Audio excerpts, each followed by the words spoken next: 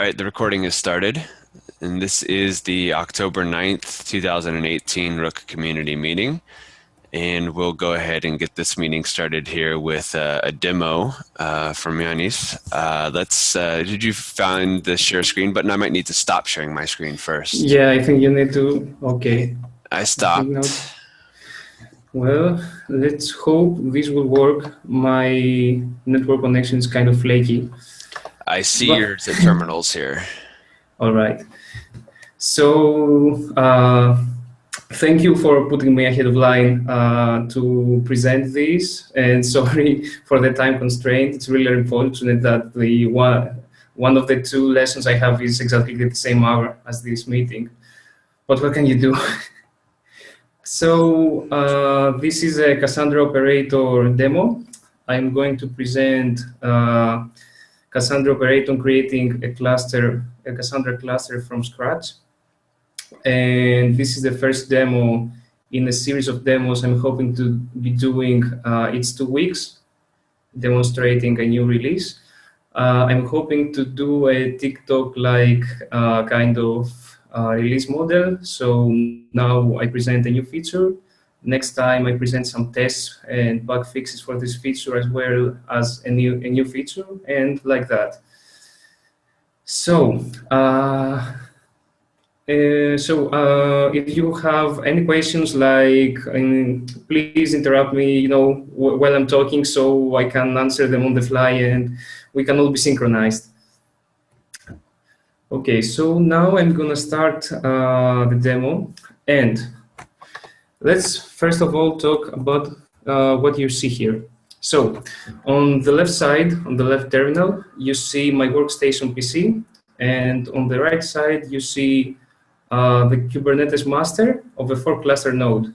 As you can see, this node has 4 clusters. This cluster has 4 nodes, sorry. And first of all, let's start. And on the bottom side, you have the current action we're taking. So first of all, let's delete everything in the current cluster except the default namespaces and the local volume provisioner.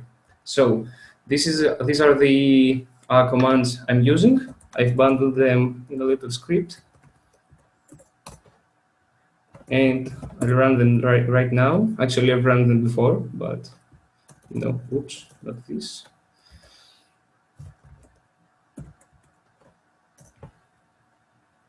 Okay, so I got these errors because all of these things are deleted. And now I will demonstrate that my cluster is indeed empty. This set of commands is to demonstrate that the cluster is empty. I have also bundled those in a little script, so I don't have to write them all. So if I run this script, what we see here, we have 3 namespaces: default, kube public, and kube system, all default namespaces.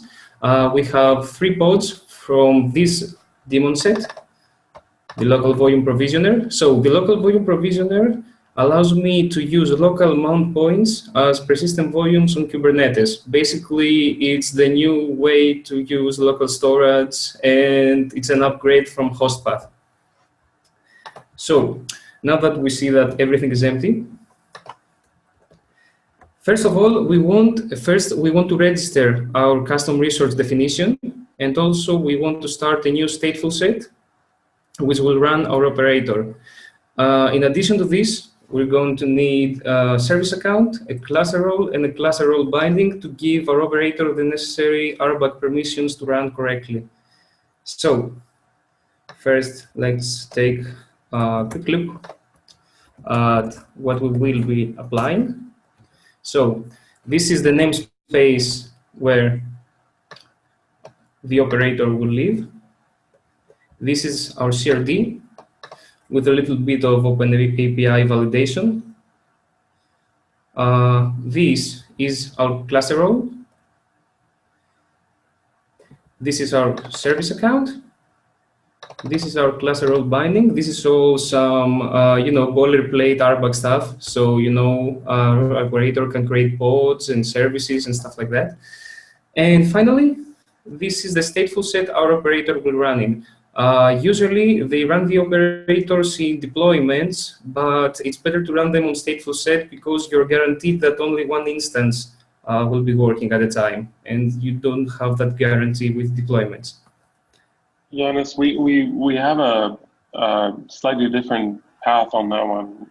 You can use leader election and make sure only one is running, and that also supports a highly available operator. Not important right now. Yes, it's probably you are correct. Yeah, you are totally correct on that one. However, we can discuss with this maybe at a later time. But since we don't have any storage on the stateful set, yeah, okay, I see what you're saying. Maybe it is indeed better, but we can discuss this later on the dev channel. I'm open to doing this another way or adding a leader election feature to the operator. So this is the YAML we will be applying. So we do a quick control, apply. And all of those things were created. We show that the operator stateful set was indeed created in the namespace Rook Cassandra system. And after that, the next thing to do to create a Cassandra cluster is create a new instance of cluster CRD. Before we do that, though, we'll want to start watching everything on Kubernetes in our cluster. So let's do kube control get all. So let me just check that I have the right config applied.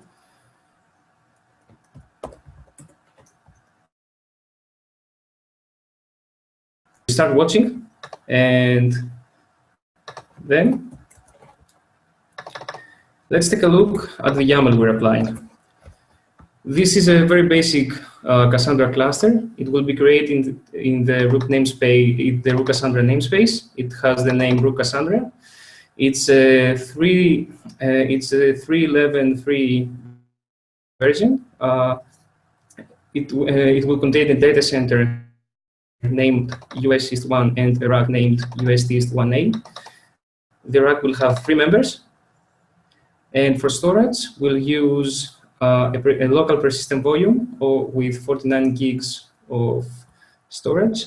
And for resources, we use 1 core of CPU and 2 gigabytes of RAM. Pretty simple stuff. So this is the YAML we're applying. So let's apply it.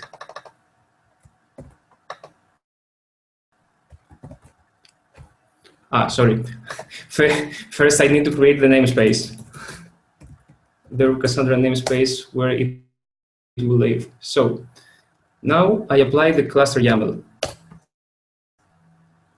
And we see that a new Cassandra cluster has been created. And on the right screen, what we see a new stateful set for our rack. We see a new service. This is a headless service. This is the service a client will connect to in order to be routed to a healthy Cassandra instance. And finally, we will see that for each pod, the operator will create a cluster IP service, which has a virtual IP, and will serve as this pod's static IP. So we see the first instance is ready. And the cluster and the static IP part is necessary, as we also say in the design document, because this way Cassandra can deal with node failures and disk failures, and we can use local storage, which is, orders of magnitude more performant than the network attached storage. So now that our cluster is almost ready, let's do a kube control describe on the Cassandra object, on the cluster object we created.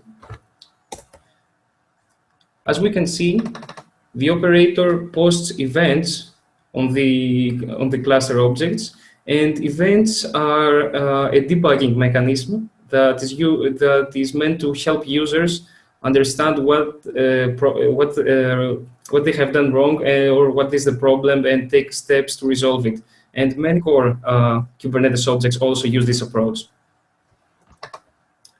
Now then, we see that our cluster is ready. So let's demonstrate, first of all, that Cassandra indeed uses virtual IPs. Now, what this command does is it will go to the first instance of the stateful set and execute nodal status. Nodal is a CLI tool you use to talk to a Cassandra cluster. So if I run this command, I'll get back this text. These are three Cassandra nodes. UN means up and normal. And as we can see, for their identity, they use virtual IPs, which are static and they do not change. Then let's demonstrate finally that the database is indeed functional. So we're on the master. Let's do a CQLSH. CQLSH is a CLI tool to connect to a Cassandra cluster and insert data, read data, stuff like that. So for the IP to connect to, let's just take the second, for example. Oh, okay, this is a wrong option. I have the correct option is secure version. Okay, good. Okay, so this doesn't exist. All right, we're in. So next, let's see that our database behaves like a database. So for this demo, we create a new key space of class network topology strategy. This is a strategy to use with multiple racks and data setters. And for the rack US East 1, for the data center, sorry, US East 1, we want 3 replicas. Then in this new key space, we create a new table called map, which behaves like a map. It has a key and a value. Then in this table, let's insert a new value and select everything to see that indeed it's working and we can retrieve values from a database. And yes, it seems that indeed it is working. So at this point, if nothing goes wrong, you have a fully functional Cassandra database. So this was the demo for the Cassandra cluster creation. Thank you. Great work, Yanis. Cool. That's great to see. It's looking good. Nice. I'm hoping to commit the code in the next 1 or 2 days. And one little problem I have is that my code depends on a PR that adds persistent volume claims to the Rook common specs, the Rook common API types. So you mean mine? The arbitrary? I think, yeah. I think this is the one, the PR to add support for arbitrary persistent volumes. Yeah, that's mine. Okay. I can maybe commit it with very minimal change. Just add, just add one field, and I don't think anything should change. But we'll discuss that. And yeah, I'm hoping I will be able to commit that in the next 1 or 2 days. The structure that I have followed is quite a bit different from the other operators. I use a work queue to queue all the events and informers and stuff like that. But I'm not sure what the procedure is for the code review. If you can, Have you looked at the controller runtime the in Kubernetes? controller. You mean the library for? I We can think have I've taken a look.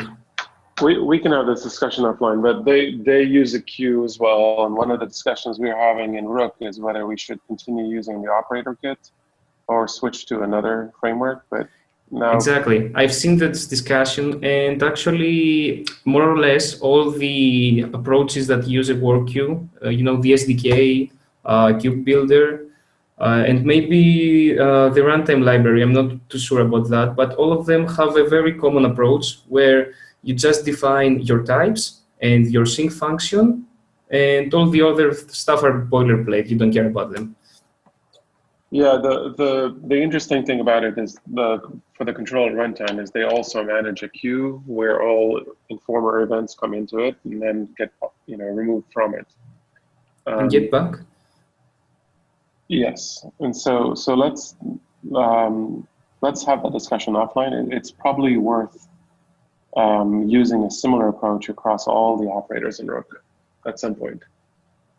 Yes, I agree with that. Okay, sounds good. Yeah, and Yanni, so the normal procedure is to just open a pull request with all of your changes, and then we can have a discussion with anyone who wants to participate there, so that all the comments and everything can be persisted and managed in one place alongside the code. So we can whenever you're ready to open a pull request for that, we can do that. Alex, what is the state of the that kind of side PR that you had opened about adding like volume claim templates and stuff to storage, the common rook.io storage types? Good question. I added one or two tests on the weekend, but basically it's still missing. At least some more functional tests, some more unit tests. And possibly also if you want to 100% have 100% in quotes have coverage there, have integration tests too. Yeah, but in general, if just volume claim templates are added as in the spec, as it is basically in the ceph.rook.io, or where is it? In the other spec, in the v1 alpha 1 types.go. No, where is it? Somewhere where it should be. Then it shouldn't be a problem for me to merge that without too many conflicts, as his code is basically just, or well, not just, but completely working on a different point in Cassandra, and not like Minio or Ceph, which I'm working on. Yeah, that's what I was kind of wondering, if there could be like some unblocking or make this more smooth by focusing on just the common, the addition of the volume templates or whatever to the common storage scope spec, and then instead of like the whole Ceph exactly yeah. So we may be able to make it more streamlined by doing that. So we can look at that in the PRs as well. Okay, sounds good. Yeah, I think if you could just go ahead basically and almost not everything there, but copy most of the package API changes there that are specific to Rook general stuff and not the Ceph specific stuff. You should be good to go, and I should also be good to go. So, yeah. Okay, that sounds good. I'm hoping to be able to make a PR in the next 1 or 2 days. Would you prefer that I make a PR now and include tests later, or would you rather prefer that I do it only in one place? I was thinking that I would follow the model of new feature, then tests for the previous and one new feature, and something like this. Yeah, I definitely personally strongly recommend that before anything gets merged into master, that it has accompanying tests with it. You can feel free to open a PR if you want to start talking about some of the implementation, and you can add tests to that PR when the tests are Mm-hmm. ready. But I think that we do not want to merge anything into master without accompanying tests, because then that would just be debt that may never be attended to. But feel free to open a PR with just the code, and then you can add tests later before it gets merged to master. Okay, sounds good. Sounds good. Yeah, this is Thanks. great work, Yanis. I'm really impressed with this, man. It looks like a well thought out, like fully fleshed out for a first cut at it implementation for a Cassandra operator, which was a big help to the Rook story. So this is great, man. Thanks a lot, and thanks for all the help all of you have given me. In 6 months before, I didn't know any of this. So it has been a big learning experience and still is. So thanks a lot. And I'll talk to you guys on Slack. And also, I'll see you in the next meeting, I hope. Cool. Sounds Great. great, Thanks for the Yanis. demo. Okay. Thank you. Goodbye. See Have a ya. good day. Alrighty, good stuff there. Nice. All right, so let's go ahead and start at the top of the agenda now, and we'll work through this. I think that there's nothing I know of for 0.8 backports or patch releases, at least nothing on the board there. Yeah, I don't know of anything either. There's a potential where we talked about letting the 1.11 client stabilize a master and consider backporting it, but at the same time, I haven't heard of a real demand for that, or nobody's reported the issues with the volumes being reformatted recently. I know that's still an issue, but unless there's a real need, I don't know that we need to push for that, because it was a big code churn to update the client. Yeah, have we seen any issues with the 1.11 client yet? I don't think so. It has been stable. It's been working well. I'm raising the question: is there a real need to backport it? If we're not seeing that issue hit very often, I haven't heard of it reported recently, at least. So until we do, I guess maybe we don't. Yeah, I wouldn't proactively do a massive backport for that. Yeah, agreed. Yeah, I would wait till we hear feedback that it's necessary. Okay, so 0.9 milestone. Once again, same theme here is that we have a lot of items in here, and a lot of items without owners, and we're purposely aggressive about this milestone in terms of including items with the full knowledge that if they don't get owners, then we can remove them from the milestone as needed. Are there any issues in this milestone here that we have concerns about, or that we want to raise to discuss right now in this community meeting?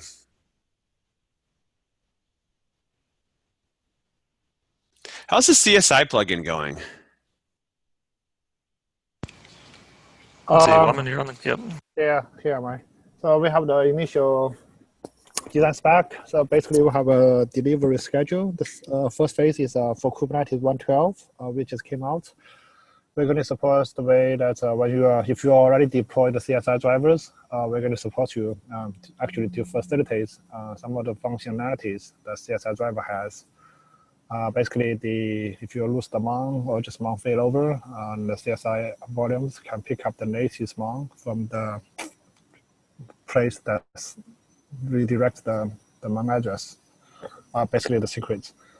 So that PI is under review, and I've tested it. So once you fail over the mount, and the PV will find a new mount address without any problem. So the second phase, once we have the CSI drivers ready for production, we're going to deploy them through Rook. So if you haven't deployed, the CSI drivers are not deployed yet, the operator will just deploy the drivers for you, just like it does for the flex volume driver. Yeah, that's the plan. So basically, after this PR, Waman, there is another PR needed, or Yeah. I wasn't sure what's left. The long-term PR is to have the Rook operator deploy the CSI driver. Okay, Right got it. now, the deployment is pretty much just on the CSI driver itself. There's a deployment process, how you deploy all the components. If you don't like that way, then you can let the operator deploy the driver in the future. Cool. So we can start testing it with manual deployment of the CSI driver, and then later or separately another PR to have the operator do that for us. Yes, that's the plan. Okay. I think eventually we're going to need to get to a point where we start culling some of the issues that are in the 0.9 milestone and kind of start targeting a smaller set that we know have owners and that we want to ship at a certain quality level at a certain time frame. I don't think we're necessarily there yet, but that's something to be thinking about when we would want to start targeting getting a 0.9 release out. Agreed. And if we think about timeline, I mean, we shipped 0.8 in July, right? So November is kind of, in my mind, when we really should target. So if we think about a month out being ready, and if we think, well, in the US, we have Thanksgiving that slows people down. So if we think about the third week of November, potentially, I don't know, in my mind, that's kind of a soft target that I'd like to shoot. Or the first week of December, right before KubeCon. Yeah, but definitely before KubeCon. Yeah. Yeah. So we can talk about the new cool features in the release. What was the thinking about the Ceph CRDs and the Ceph types getting in 0.9? Is there any possibility for those moving to stable, or are we going to keep those at beta? Oh yeah, that's a great question. In my mind, and talking to Sage about it, what's left for stable? There's really two features that come out, and some other bugs, I'm sure. But the features are really the versioning decoupling, which is almost done. Like in the next week, we should be done with that, thanks to Blaine's help there. And then the second one is calling Ceph volume to provision the OSDs instead of doing all the partitioning as part of the Rook code base. So that will clean some things up under the covers and give us more flexibility for working with devices. And with those, potentially in 0.9, I think we'd be ready to say, declare it stable in 0.9. Or I don't know of any other major issue. Do we have the decoupling of this Ceph version from the operator version? Do we have that? Is that in the 0.9 milestone already? Yeah, no, it's in the 0.9. The other view, the board here, where'd it go? Peer review? Review. Oh, I think it's just the one called Ceph mimic support in the in review column, 1536. Oh. That I guess I used that as the decoupling. Could you rename that? Yeah, we should probably rename that issue. Yeah, I can do that. Okay. The PR is named decouple the versions, but the issue hasn't been updated yet, so I'll do that. All right, so those are the two main things you think that are needed for 0.9 and moving to stable. What about upgrade support? I know that there was kind of some fortunate progress on that by kind of moving some of the managing controllers of Ceph components to deployments.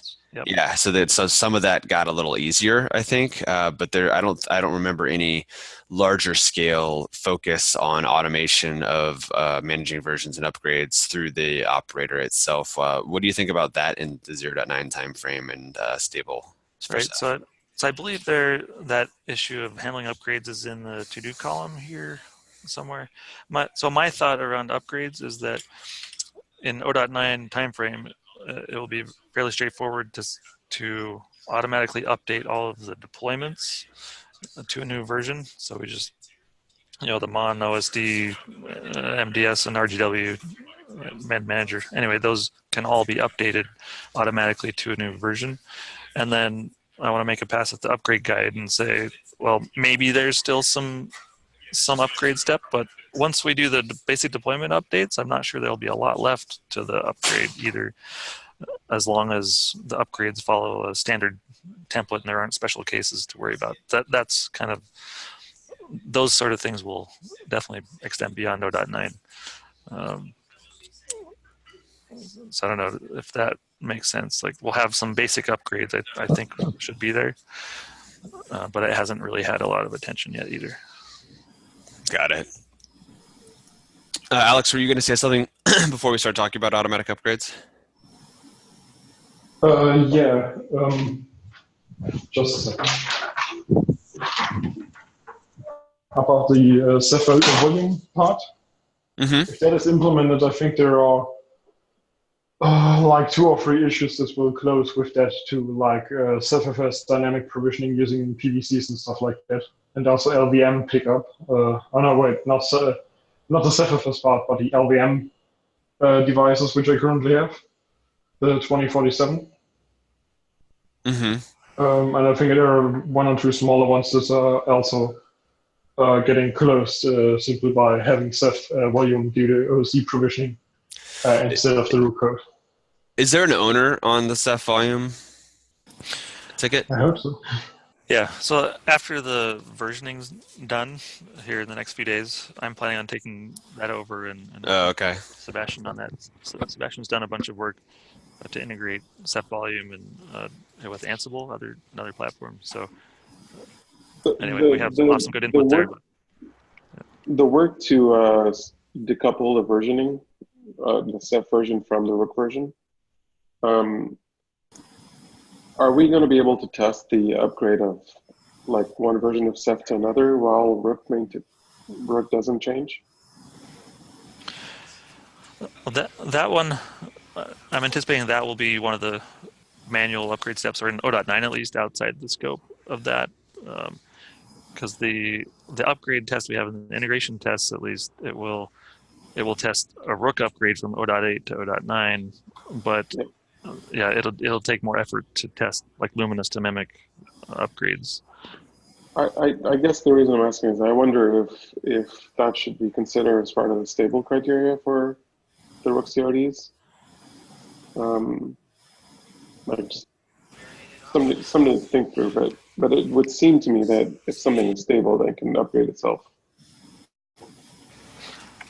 Yeah, I'll definitely look at that and see what's missing. We'd like to have the automatic upgrades, but if it's a short list of manual upgrade steps, I'd like to maybe call that sufficient for stable. But yeah, we have to figure out the details there.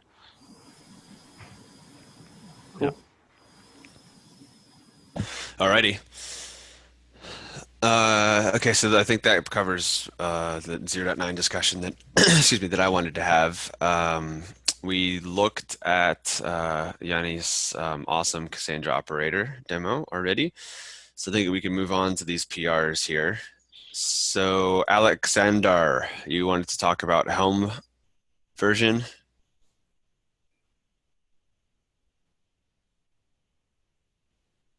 Yes. It's more or less simply the question to the people here, or well, the community. If anyone sees a problem with upgrading Helm from 2.6, which Rook is currently using, to at least 2.10 or 2.11. And what does that mean that we would no longer be able to install using versions older than 2.10, or what does it mean to upgrade Helm in our world? I haven't tested it out if you can still install with an older version of Helm, at least to put it like that. The CI is failing, which is either because of some flake or something, or because of the Helm change. So it might be a problem. I still have to verify it, but in general, it would be good to see us to upgrade the Helm version in general to like at least something more up to date, like not the latest to 2.11 or something, but 2.6 is like 5, 6 versions, depending on which you take as the latest version.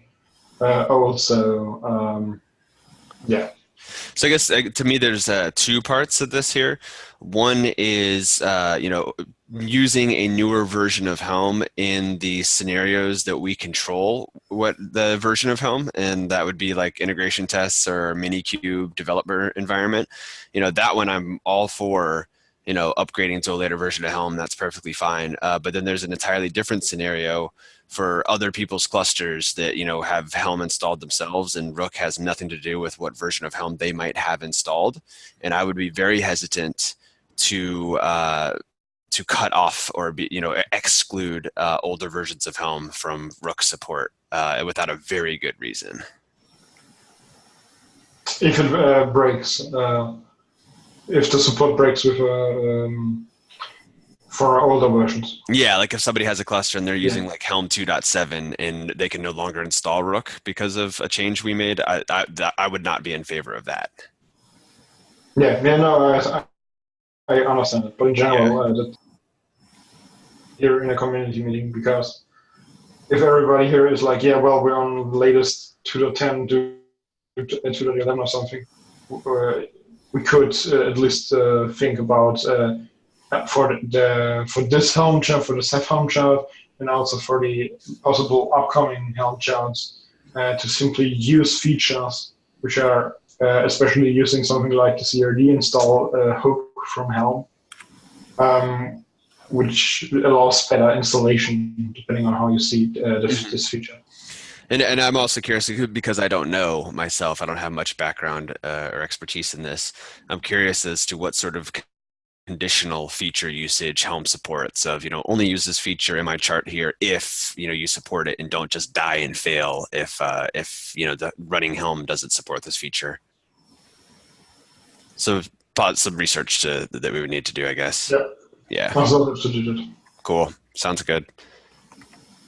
Travis, Bassam, anybody else? Did you have thoughts on Helm versions? My understanding is that the only incompatibility would be around the version of Tiller that's running, and if that's backward compatible. And so, before we upgrade, we should understand that. Yeah, and to me, when I say Helm version, I often mean but server-side version of Tiller. Yeah. And I definitely, and I'm not in favor of breaking older Tillers. Travis, were you going to say something? It makes sense, to check on, are we breaking or are we okay with different versions actually at runtime? Yeah, at least to have a good understanding of what the implications are. But I trust Alex to be thorough on that. You've never let me down before, Alex. He never will either. Except that one time where I broke something, and but yeah. Well, we've all broken something, so join the club. Okay, so then let's talk about this one here. The Jenkins needs 1.12 agents defined. Yeah, I actually added that, and it's just a small thing to make note of. I don't know that we need much discussion, but Mickey Mike has actually opened this PR to add 1.12 to the Jenkins test, and we just need to add it to the Jenkins config so that it can actually run. The PR he just opened is just failing right now. So I was planning on taking a look at that later. I see, but haven't yet. Are we going to run into an issue of in this PR of the Jenkins file changing and it not coming from a trusted source, so it won't be picked up? That's what I was going to wonder about too. If we need to, if they're not a contributor, and then the Jenkins file will not be trusted. Oh, if it's just contributor status, I think I already added him. So maybe that. Who is Mickey Mike? Let's see. I'm not sure what company he's with, but there were a couple of. He's working with someone else, and on the spot, I'm going to forget. Unfortunately, that's fair. Where they're on an interrogation somewhere in Europe. Cool. Yeah. Alrighty. So. And then, so somebody with admin access to Jenkins has to do this, right? Okay, I guess that's my question. It has to be admin access, not just contributor access. Yeah, too, because this requires changing the Jenkins config, I believe, like inside the Jenkins admin UI. Oh yeah. That's one step, and then the other step is that if there's changes to the Jenkins file that get pulled into the build as part of the pull request, then the author of the pull request has to just be a contributor. They do not need Jenkins admin access. They just need write access to the repo. Yeah, I think we're fine because I'll plan on updating the Jenkins config. Yeah, I did it you for can do that. 1.11, so it'll be straightforward for 1.12, I hope. Okay. And then he's got the PR, and he is a contributor. Yep. Nice. And remind me, did we already update Minikube to have 1.12, or has that not been done? No, that's not been done. I just noticed that Minikube pushed an update to support 1.12. Minikube didn't work with 1.12 until Friday. I haven't tried it yet. Even using the KubeADM bootstrapper? That's right. Yeah, it was broken with 1.12. Oh, okay. Interesting. Yep. Okay, so you'll follow up on adding the 1.12 agent, and then if we see this pull request not using the 1.12, which I guess it must have because that's why it was failing, you said. So I guess the Jenkins file changes were being honored. That's true. Then we'll see how this goes. Okay, and then so speaking of Kubernetes versions and Minikube, have you seen this? Whoa, I'm not trying to drag the ticket. Have you seen this issue happen recently? The one that almost got me at Mount Point, but your 4G cell phone saved us? Yeah, or LTE. I think, I don't remember seeing it, but I don't start WordPress very often either. So I'm definitely wanting to try it again with the latest Minikube. I see. Yeah, but I wonder if like the 1.12 that was something that was addressed or not. Yeah. The other times I had given demos, I had been using 1.10 in my Minikube to just get it. demo. Is that Rohan? Yep. Hey, Rohan. So, I faced this once, but after I updated my Minikube, it worked fine. So Updated it to what version? That I don't remember, but it was completely stuck. So everything started to die after some time. Like it was not able to. It was taking timeout or something like that. So after I updated the medium version, so it worked fine. And you were good after an update? Yep. Okay, good. That's good to know, Rohan. Thank you. So I don't think we will be facing this one again. Alrighty. I think that was the last item on the agenda for today. Were there any other items that people wanted to discuss that had not gotten added to the agenda document?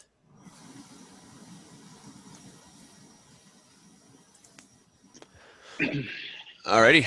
I guess we can call it for today then. Sounds great. Hey, well, this is the UCSD team. Is this John? Yeah. Hey, John. We'd like to talk about stuff and like when shared file systems will work for us. Remind me, is that having multiple file systems running, or that was a different issue? Anyway, so basically we tried multiple file systems and we lost data a couple times. And right now, I guess multiple systems are working, but it's not recommended. And I think I talked to somebody in Slack, and I was suggested to use single file system, but create multiple like for first level folders. But Rook is not supporting providing credentials, and there is a ticket open for that for like a couple of months now. So what's the recommended way to create a shared file system for users? That's right. Yeah, I remember that ticket now for supporting multiple users. That one, I'd say we definitely want to do. Just needs someone to work on it really. This is killing us. We're slicing up Rook block and serving up as NFS, and it's locking up our cluster, and we have to reboot nodes. Our users don't know how to manage memory. Yeah. And we're growing to 2 petabytes soon. That's getting a nice size. With the multiple file systems support, I need to double check on this, but I believe that it's whatever Ceph supports as far as if we don't mark that not recommended anymore. And I believe it's still marked as an experimental feature in Ceph, which is why we haven't recommended that route. But so if we were to implement the user-specific access with the CephFS mounts, would solve your problems then? It seems like yes. So if when Yeah. users are requesting the persistent volume and they can just specify some credential, that would be great. Okay. Yeah, I think we'll definitely make that a priority then for 0.9. Make sure that's in there, but that doesn't sound like it helps you in the short term. But 0.9, I definitely want that in there. Well, what about workarounds so we can get this going? I mean, we have a couple hundred users now. I mean, classes have started. We have a live, not very experimental anymore as far as they're concerned. And, you could use direct CephFS plugin and simply use the credential, the mon endpoints config map to get the mons, or simply get the service IPs, and then create your own secret in Ceph. Create what, sorry? Create your own secret in Ceph. Yeah, I know how to create secret, but I don't see how I can use it. With the CephFS entry plugin. It allows you to specify the secret and everything. Oh, you mean I'm the not familiar standard with it. Kubernetes one? Not Rook one? Yes, the entry one. I see. Okay. So is there, do we have all of this captured in an issue somewhere? I mean, the problem is captured. The solution I didn't see. Okay. Yeah, I believe it is. It just needs attention, really. Do we know which issue it is? I'm looking, but I'm struggling to find it. Okay, so that's the biggest problem we have now. Second biggest is that nodes hang, like the pods that map RBD block volumes sometimes hang, and basically the only way to and nodes dying, and the only way to fix it is to reboot a node. And I figured why it's happening when users are setting memory limit, and then main process is getting like exceeding this memory limit and is getting killed. Basically, it becomes a zombie, and RBD, so it cannot unmap the RBD. So the users are locked out until we reboot nodes. So I'm not sure if you are aware of that. And again, I'm not sure if that's Rook problem or Kubernetes in general, but... I actually think that one is a Ceph level issue. Yeah, because the problem basically is that you need something to tell, probably, yeah, let me put it like that. Hopefully the systemd that you're using tell systemd before kubelet is stopped. We basically, differently put, the network needs to be still online. The network of the host and the container, the SDN container needs to be running. Because otherwise it can't finish the IO and fail.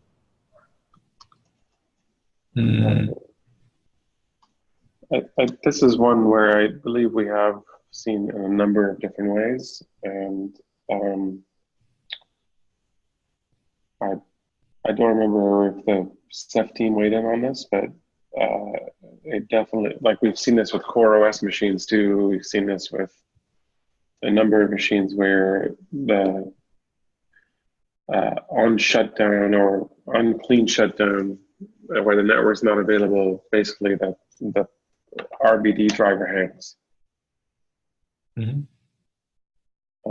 Yeah, so it's RBD is doing what it should. It's blocking until I/O is done. And as we said here, without network, it can't do the I/O. So as said, you would probably, well, run a Docker stop on every container, or better said, stop kubelet, then stop all the containers, and then run an unmount on every RBD device before the whole system shuts down. Or more or less, as said, the network is gone. Travis, is there anyone on your side that could help look at these, or at least advise on what to do here? Yeah, I don't know right off who, but it is. So is this captured in an issue? No, it's not. I can create an issue if you think that's something you can look at. Yeah, that'd be Yeah, great. there is already an issue about this, about the problematic situations with normal shutdown. Okay. I'll Yeah. look for it. Yeah. Yeah, if we can find that, that'd be great. So we can follow up. I think just for one more thing to look into here is, so if the pod is getting killed because it's overrunning the memory limit that was put on it, I am kind of surprised that the attacher detacher flow doesn't get kicked in to perform the detach and unmount successfully. To make clean up things. I'm kind of surprised that that's does get kicked in. So there may be an issue on that path somewhere that might need a grander investigation. So as I see it, the problem is that pods are running several processes inside, and if main process is killed, like it depends on RBD can be mounted by main process or some child process. And unkill is killing the process, like consuming most memory, and it can be first process or child process. And basically, if child process is mounting RBD but parent process is killed, then child becomes a zombie. And what type of pods are these, Dimitri? Like, what sort of workload is this? GPU. We're running, like users are running a bunch of heavy GPU processing stuff, like reading big volumes from RBD and like transferring through memory. And sorry, what's the parent process for RBD? I thought RBD was a kernel. No, parent process for the pod. Like, for example, if you do just sleep infinity as a parent process, yeah, and then like everything else becomes a child of it. But if you run actual like Python process as first one, and then you spawn something from it, and then I guess child can be killed. But I haven't researched it much, but the issue is somewhere here. And Dimitri, are you in this setup now to like John was talking about using block RBD with NFS on top of it because you don't have this FS support that you need, isn't there? We're doing both because NFS is very slow. Users are only using it if they really have to share data between pods. Otherwise, they use just regular RBD devices. And is this reproducible if we set low memory limits and try to get it to happen? I can try, but I'm pretty sure yes, you will hit it. Okay, because if it's something with like our, we're not cleaning up correctly, as Jared was alluding to, then that we should do that fix in Rook. But if it's something more like deeper at the yeah, we started RBD looking at some wrappers that clear zombies more correctly, like tiny process as a first one. We're doing that in all our containers, I believe. Yeah, Rook is probably doing it, but we need to like have users do that. But I see. I was wondering if you should definitely do that if you're in all your containers, because nobody's going to clean them up. Yeah. I'm interested if that helps. Like it's really easy to wrap your containers with TD, and see if that helps clean up zombies and defunct processes and everything else. Mm-hmm.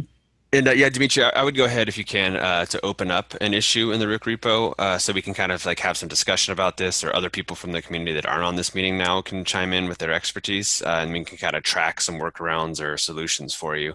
One thing that, you know, that I've really appreciated about, the usage that you guys at UCSD and the Pacific Research Project that you guys have been doing with Rook for multiple versions now is that the workloads you all are running are scaled up, heavier workloads, and so running into some more of these issues and getting more vetting is right along lines with the push in 0.9 that we want here to reach stable with Ceph. So nailing these issues and kind of finding solutions for them and getting that quality and reliability up is very important. And we get that feedback from you all, which is really important, from you and John.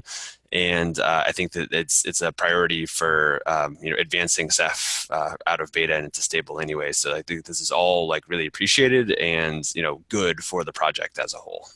So one of the things you guys brought up in your last community meeting was the need for more testing of high latency systems. And we have a very geographically distributed cluster. I mean, we have nodes in Korea and in Amsterdam, all over California, all over the US. And so not all of those are in the same pool. We want to be able to support multiple geographic regions. We're pushing hard on cluster federation. And what does that mean to storage? We're pushing hard into IPv6 only because we can't do this federated storage without it easily. And we could also offer you guys a test bed for these high latency environments. So we have nodes pretty much every university in California and soon to be all over the country available for doing tests. We're also, right now, I'm pushing up against some HA issues. We're right now deploying our first 6-node HA cluster for a different project inside of the university. It's called HP-REN. It's the network of cameras that record wildfires from the mountaintops all across California and Nevada. Anyhow, so we're scaling this up pretty quickly, and we want to offer you guys these resources for you guys to test in. And that could be physical hardware, or it could be just playing games in our cluster with credentials. Yeah, that sounds great. And yeah, if you're able, the more you're able to run and report issues, that might help to get started while we're ramping up testing on our side. I hear it like I will create a couple issues. I want to remind about this one. I just posted to chat. This is since February, and that's substantial for running in production. I guess it got stalled at some point. Right. Okay. Yeah, this is pretty kind of similar to the issues here, right? Yeah. I mean, they are all about the same, but and on big cluster and big storage and for multiple pods, it becomes a big issue. Yeah, and I don't know if anybody on the Red Hat side there has some insight or an update about what is is there reliable and a confident way to deal with this type of scenario where you've lost contact with an RBD client, and do you know if it's safe to kick that one out or try to kick that out and start an RBD client to the same same resource on a different location in the cluster? Is that a safe operation? Last time we looked into this, it was concluded that it's not safe. You can't really ever tell that, and I don't know if support in for Ceph RBD has gained that ability yet. Yeah, I don't have an update on that topic. So yeah, great question. Okay, I guess we're out of time. I had another one, but I can submit an issue for that. So we don't need to discuss it really. Yeah, and I think in general then that, having a good understanding, Dimitri and John, of, the issues like the that are affecting, your production usage and the priority of those, which ones are, need the attention, the most, and which ones, like workarounds will suffice. Like Right. having Well, that we'll take workarounds for anything. You guys know us. We like fresh code. Our biggest one is we've got to have a better solution than NFS. Got to have it. Got to have it. I just got another complaint of painfully slow NFS from another user. And is 2164 the only thing that is preventing that from happening? I don't know. 2164. I don't remember. Is my screen still being shared? I have it open on my screen. Yeah. Yes, that's the only one. Yes. I think if you just include the field with this key, that should work. Oh, okay. So that sounds like that might not even be that difficult then.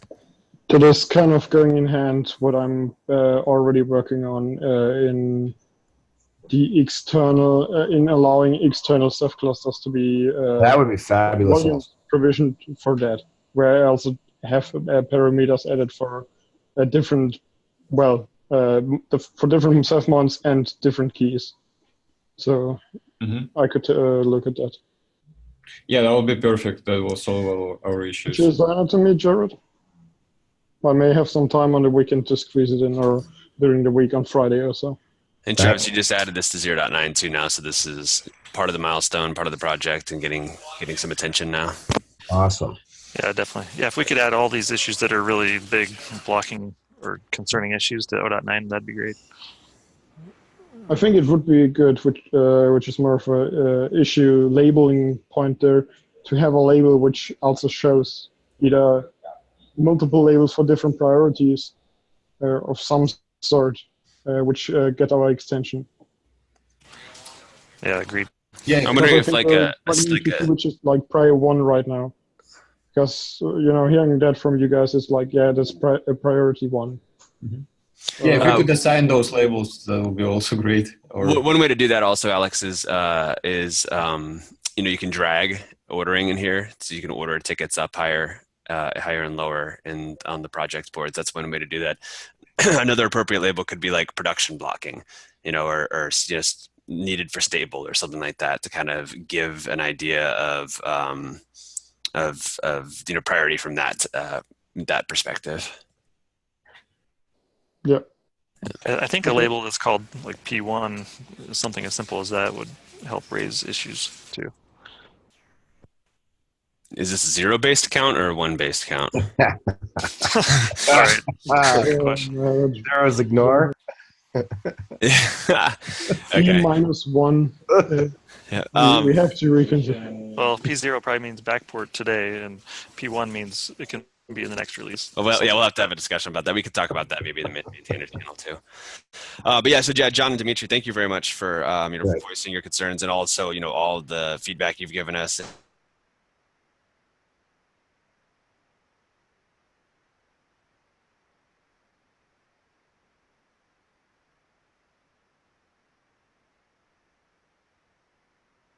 And it's appreciated. They're just minds are blown by what they're able to do because of what you guys have done.